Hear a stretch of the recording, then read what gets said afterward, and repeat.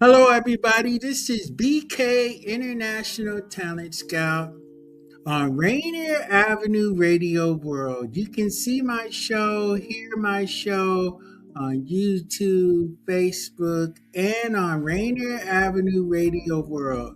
My show airs on Sundays at 8 a.m., 9:30 a.m., and 12:30 p.m. So you could catch my show 3 times on Sunday, which is my premiere day. My show also airs on Monday at 10:30 a.m. and on Fridays at 9 a.m. Rainier Avenue Radio World. Rainier Avenue Radio is your community radio station and digital media hub. We're a 24/7 radio station and multimedia network dedicated to amplifying diverse voices like BK presents on Rainier Avenue Radio World. Providers of digital media training to community members to become their own content providers. And you can always advertise on Rainier Avenue Radio World. Just email us, Rainier Avenue Radio World at gmail.com. Watch us live on Facebook, YouTube, Twitch. Listen on Rainier Avenue Radio World. Tune in. You can even listen to my show on Alexa with Amazon. Follow us on Facebook and Instagram, Rainier Avenue Radio World, on Twitter, Rainier Avenue Radio. So listen to BK. Our PSA plug is the Black Nativity. Yep, the Black Nativity is playing at the Langston Hughes Theater. It is playing from December 10th through the 28th, directed by Valerie Curtis Newman, music director, my friend and brother Samuel L. Townsend Jr., and choreographed by Via C. Bynum. Langston Hughes gospel song play returns, featuring 30 performers, a live band, a powerful musical vocals, citywide gospel choir, and a chance to sing along. The magic and joy of Christmas stories brought to you in life with vivid color, dance, music, joyful holiday celebrations for all ages and beliefs that have you leaping in your feet. Hey, IntimonTheater.org, Broadway Performance Hall. But this one is playing at Langston Hughes. And Langston Hughes is our community center, our living room, and our concert hall. So always support Langston Hughes. Let's get into the show, you guys. We got a good show today. From cover up to building trust in a relationship. From covering up a cheater to therapy counseling to building trust in a healthy, loving relationships, it can happen for you. It can happen for someone in your family. You can go from a broken relationship to a renewed, loving relationship. Let's get into the cover up. So the first part of our show, we're going to be talking about the cover up. 15 reasons why Christian women cover up their partner's infidelity. 15 reasons why Christian women cover up our fidelity. So let's get into the show. Yes, thank you. Reasons why Christian women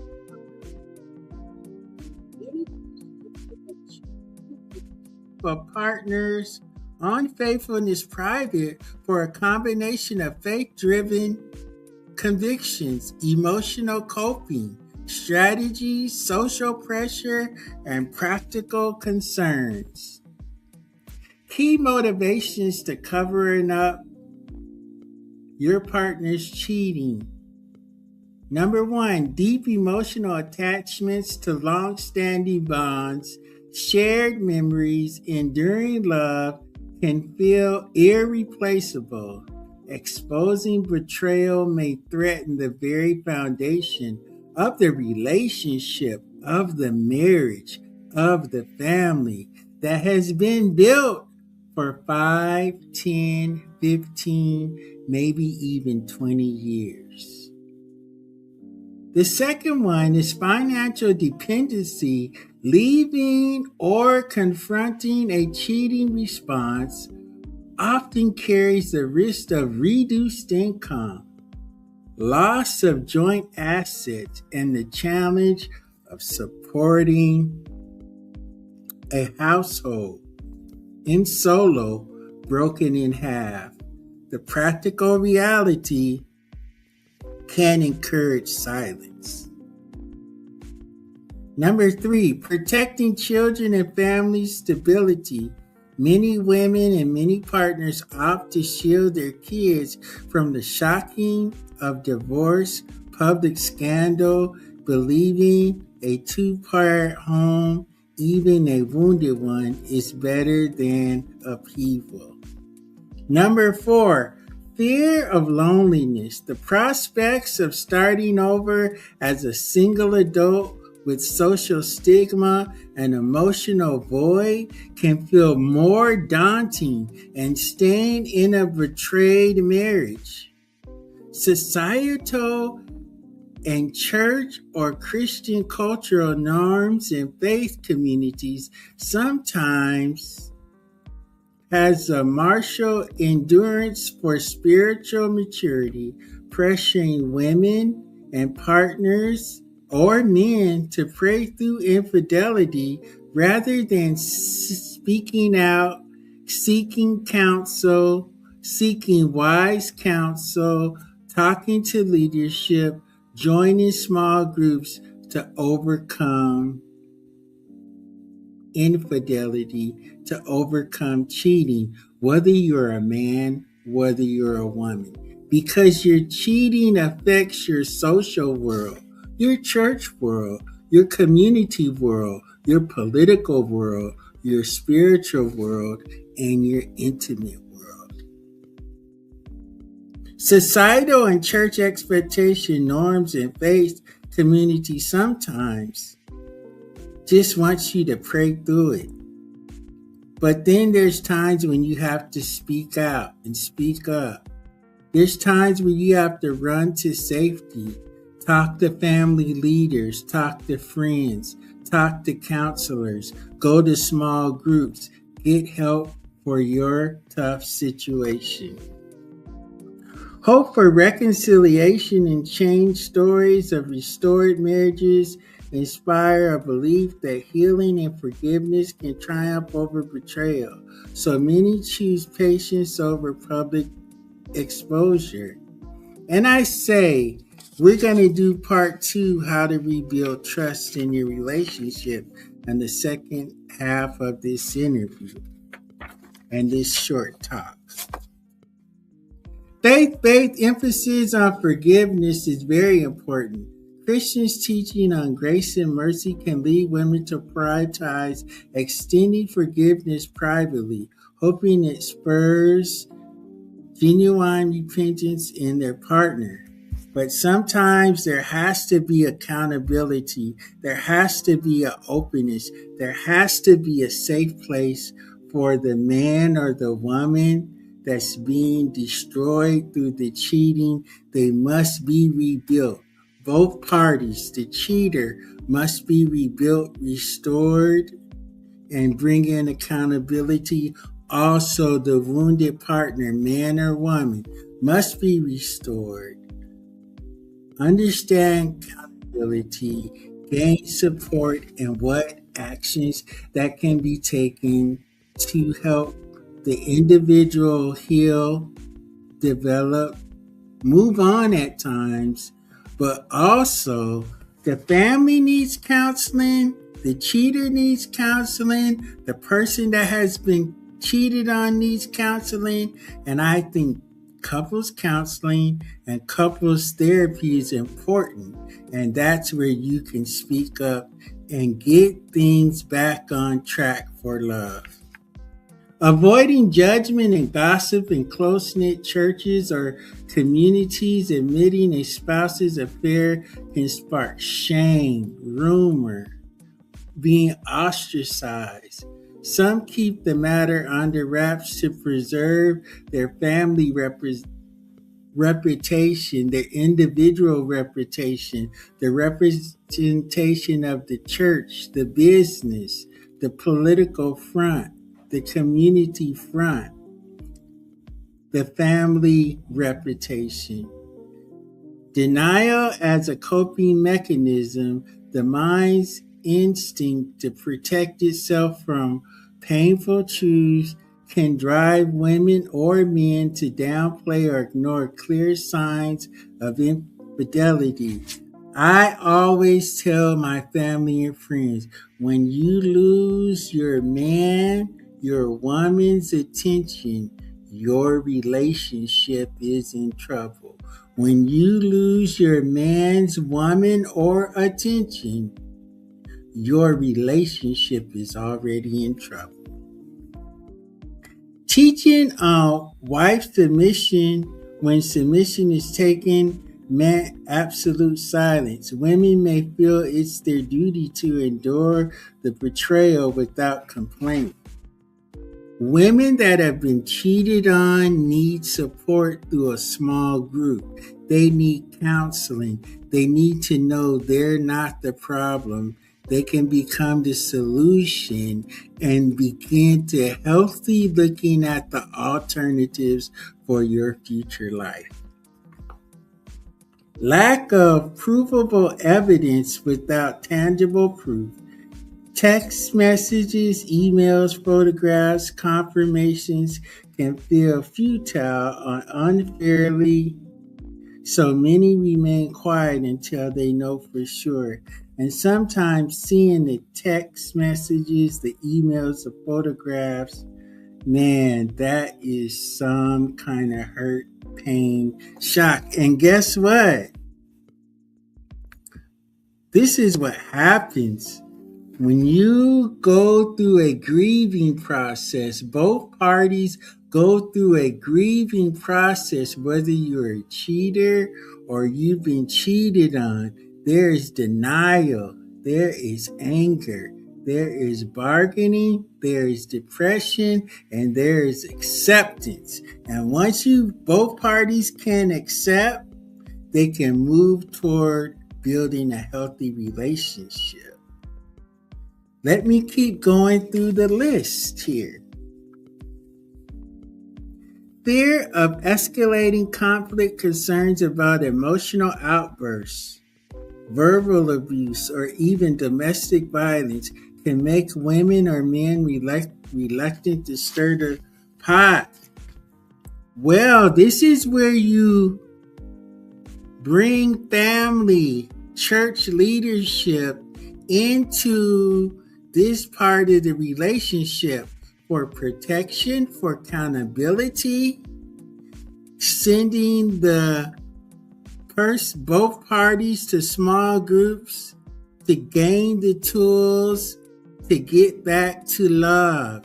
Listen, letting family members know, letting community leaders know, letting small groups know where you can get help for both parties will lessen these negative things that can happen. It can lessen domestic violence because everyone's watching and looking. No one's hiding.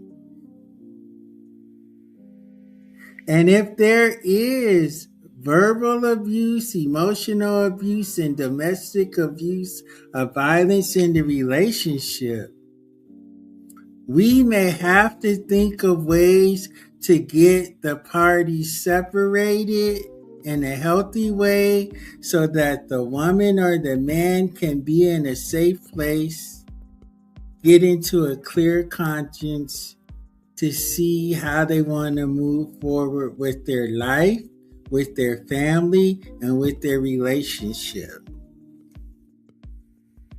Low self-worth and self-blame, eternalized shame can lead to women to believe that somehow it's their fault, making them hesitant to accuse or expose.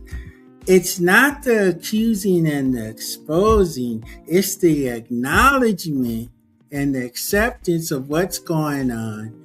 Bringing that person into accountability, bringing you into accountability, setting you up with a small group so you can get help, setting him up with a small group so that he can get help. There may need to be Christian counseling, couples counseling, and family counseling. I want to read this: low worth, self-blame, eternalized shame. Women and men that have been cheated on go through a lot of tough things. It's so interesting that people that cheat, sometimes their life can bounce back quicker than the person that has been cheated on. Why? Because the person is stuck in the grief cycle. They're stuck in anger. They could be stuck in depression. And imagine feeling those things in your body. Imagine someone holding on to the cheating inside their mind, their body, their spirit for 5, 10, 15 years, never getting help. And sometimes they never break out of the grief cycle. But if you go all the way through the grief cycle, then you can go on to get help. You don't have to get stuck in the grief cycle. You don't have to get stuck in the cheating cycle. You don't have to get stuck in the anger and the depression. You don't have to get stuck in denial and bargaining. Accept what it is and understand that it's not your fault. Get counseling, get support, move forward, and you can look back on that and say, hey, God brought me out of that cheating grief cycle.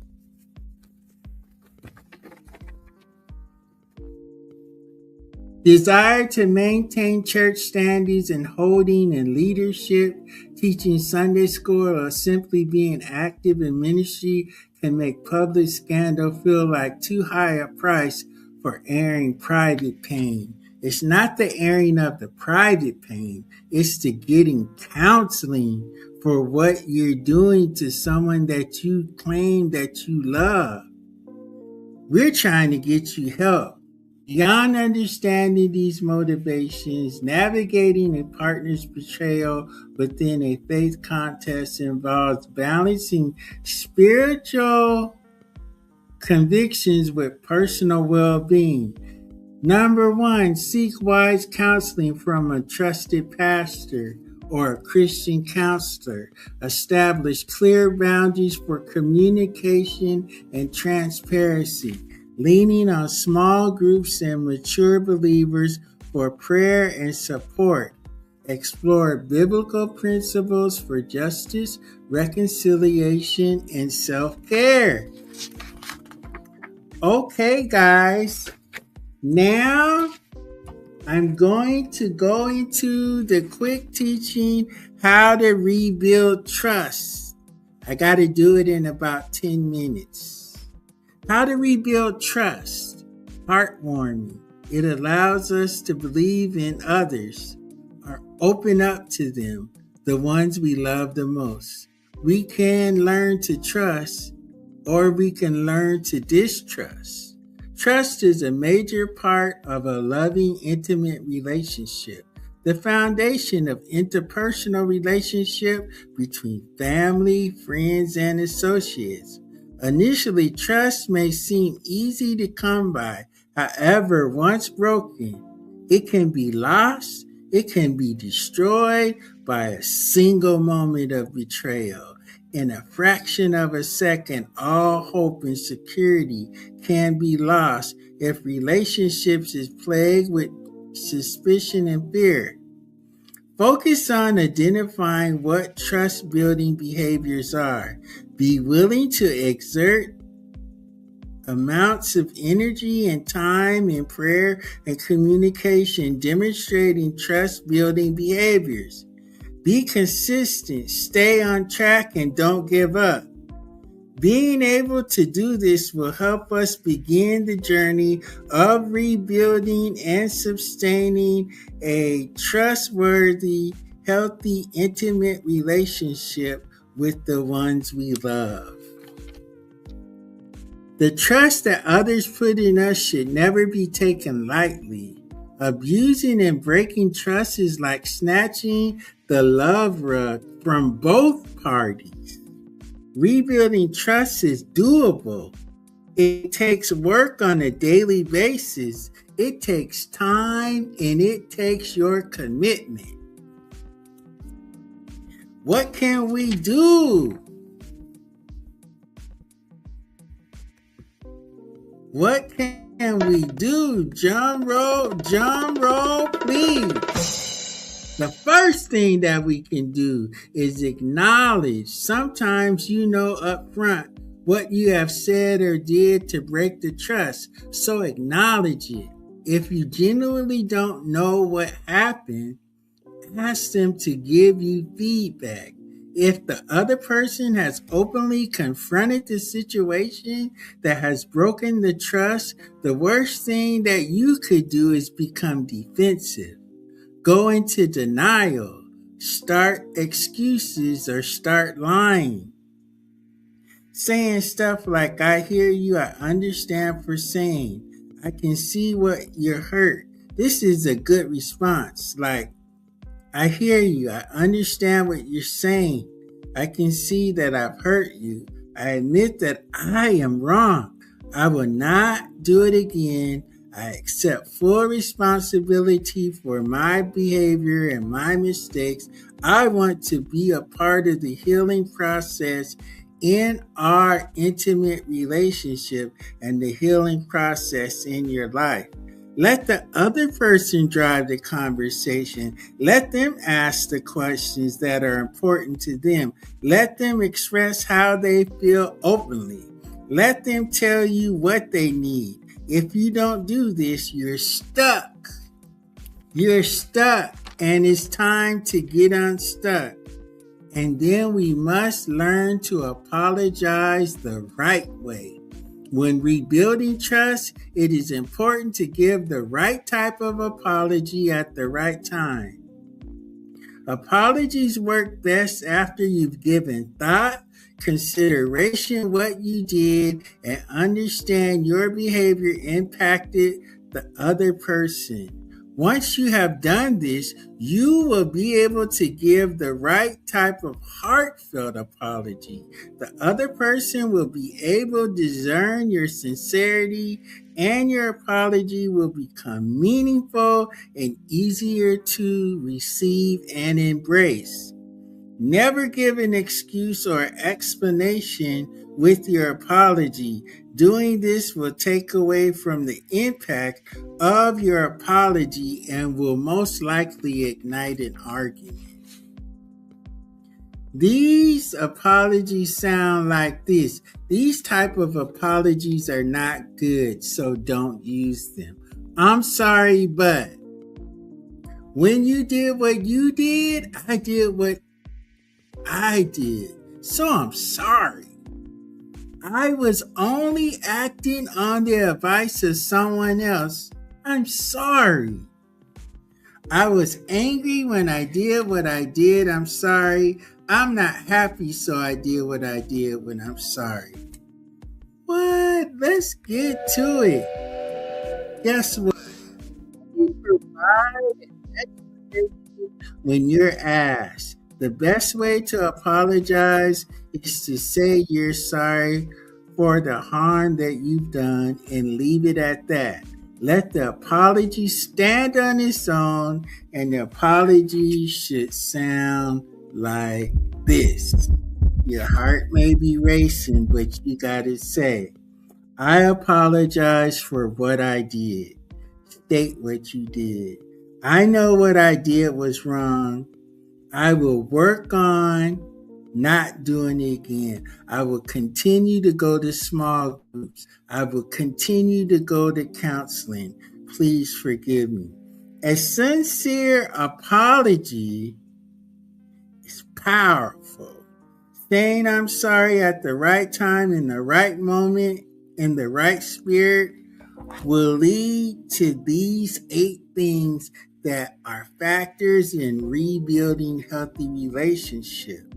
It will lead toward forgiveness. It will lead toward trusting again. It will lead toward openness again. It will lead toward respect again. It will lead toward intimacy again. It will lead toward healing again, the restoration again, and the full reconciliation of a trusting, loving relationship. From cover up to building trust in a relationship. This is my first part of this series. We're going to go deeper and deeper into this. And we hope that you can understand that people don't want to stay in infidelity. Ways to get out of infidelity, ways to get out of cheating. The affair must end. Whether it's emotional affair, physical affair, financial affair, substantial affair, business affair, political affair, the affair must end. And then you work on rebuilding trust. Setting up accountability. That's right. Giving your wife or your husband the password to your phone. Checking in with them through the day, through the evening, and even through the night. Find a common motivation to reignite love in your relationship. Clearly identify relationships issues, engage in couples counseling, and also focus on appreciating kindness acts toward one another. Rebuilding communication. This is BK International Talent Scout, and I'll do part 2 next week.